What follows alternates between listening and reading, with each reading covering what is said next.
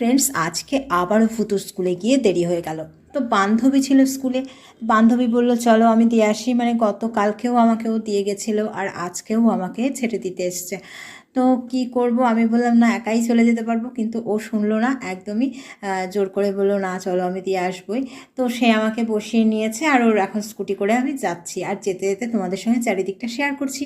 আর বেশ ভালো লাগছে। আর বান্ধবীর সঙ্গে গতকাল থেকে অনেক অনেক গল্প করছি, জানি না কেন এত এত গল্প করছি। তো অন্যান্য দিন ওর সঙ্গে দেখা হয় না এতটা, কারণ ও আসে যখন তখন ওর সঙ্গে আমার দেখা হয় না বেশিরভাগ দিনই।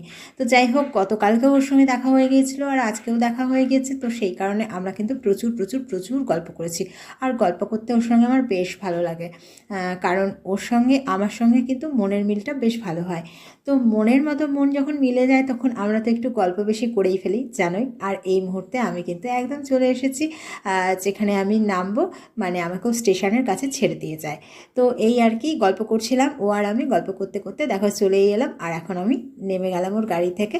তো যাই হোক, আমাদের বন্ধুত্ব তোমাদের কেমন লাগছে? তোমাদেরও কি এরকম কোনো বন্ধু আছে কি না কমেন্ট করে জানিও, যার সঙ্গে তোমাদের সময় কাটাতে ভালো লাগে অবশ্যই জানিও। আর এই মুহূর্তে আমি ওকে টাটা বাই বাই করে দিচ্ছি। যাই হোক, ভিডিওটা কেমন লাগলো কমেন্ট করে জানিও, আর আমাদের সঙ্গে থেকো, দেখতে থেকো।